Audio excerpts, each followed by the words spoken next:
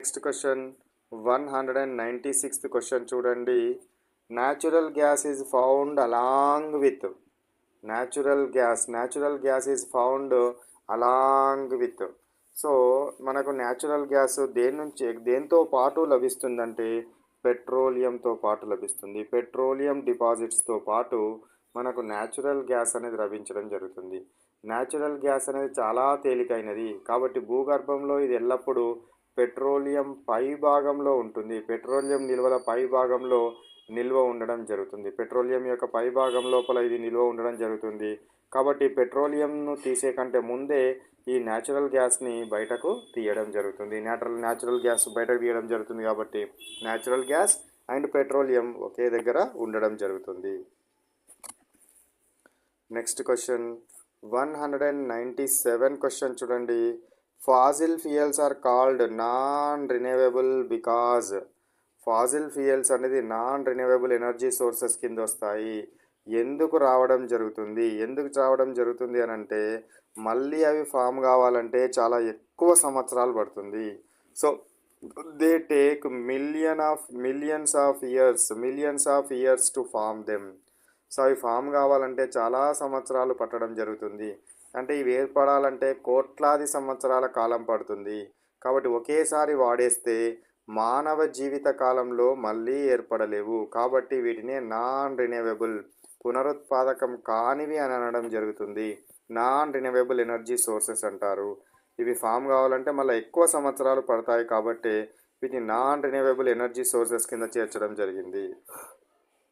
Next one question number 198 చూడండి. The process of separating petroleum into its components is called.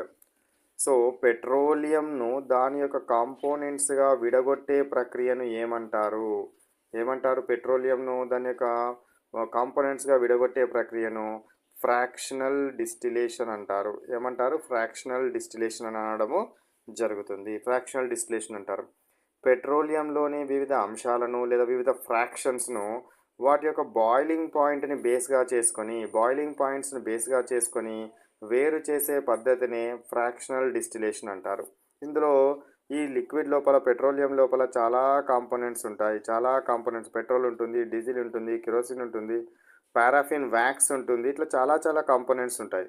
దీని boiling point వేరే, దీని boiling point వేరే, దీని బాయిలింగ్ పాయింట్ వేరే, దీని బాయిలింగ్ పాయింట్ వేరే.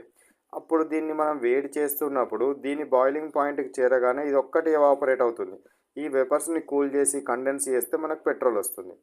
అట్లనే డీజిల్ యొక్క బాయిలింగ్ పాయింట్ దగ్గరికి చేరగానే అదొక్కటే ఎవాపరేట్ అవుతుంది. దాన్ని మనం సపరేట్ చేస్తాము. కిరోసిన్ బాయిలింగ్ పాయింట్ చేరగానే అదొక్కటే ఎవాపరేట్ అవుతుంది. ఇట్లా వాటి బాయిలింగ్ పాయింట్స్ దగ్గర వేపర్స్గా మార్చి ఆ వేపర్స్ని కలెక్ట్ చేసి కూల్ చేస్తే మనకు ఆ లిక్విడ్ రావడం జరుగుతుంది. ఈ ప్రాసెస్ని ఏమంటారంటే ఫ్రాక్షనల్ డిస్టిలేషన్ అంటారు. ఫ్రాక్షనల్ డిస్టిలేషన్ అని అనడం జరుగుతుంది. ఈ పద్ధతిని ఆధారంగా చేసుకొని మనము పెట్రోలియంలో ఉన్న కాంపోనెంట్స్ని సపరేట్ చేయడం జరుగుతుంది. నెక్స్ట్ 199 క్వశ్చన్ చూడండి. Which of these is not a Faasil fuel. ఇందులో ఫాజిల్ ఫ్యూయల్ కానిది ఏమిటిదిరా? సో కోల్ అనేది ఫాజిల్ ఫ్యూయలే, పెట్రోలియం అనేది ఫాజిల్ ఫ్యూయలే, ఎల్పిజి అనేది ఫాజిల్ ఫ్యూయలే. ఫైర్వుడ్ అనేది ఫాజిల్ ఫ్యూయల్ కాదు. కోల్, పెట్రోలియం మరియు ఎల్పిజి ఇవి మనకు ఫాజైల్స్ నుంచి అంటే భూమి లోపల కూరుకుపోయిన వేల సంవత్సరాల క్రితం కూరుకుపోయిన శిలాజాల నుండి లభిస్తాయి. కానీ ఫైర్వుడ్ ప్రత్యక్షంగా మనకు ఇప్పుడు ఉన్న చెట్ల నుంచే లభించడం జరుగుతుంది. కాబట్టి ఈ ఫైర్వుడ్ అనేది శిలాజ ఇంధనం కిందికి రాదు. ఫైర్వుడ్ అనేది శిలాజ ఇంధనం కిందికి వస్తుందా? శిలాజ ఇంధనం కిందికి రాదు. కాబట్టి మన ఆన్సర్ ఏంది? ఫైర్వుడ్ అనేది ఫాజిల్ ఫ్యూయల్ కాదు. 200 క్వశ్చన్ నెంబర్ 200 చూడండి. Natural gas is stored and supplied under.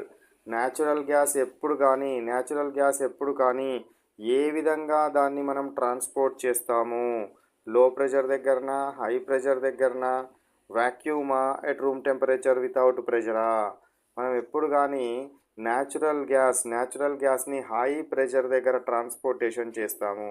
Natural గ్యాస్ని హై ప్రెషర్ దగ్గర సిలిండర్లలో నిల్వ చేసి దీనిని ట్రాన్స్పోర్ట్ చేయడం జరుగుతుంది.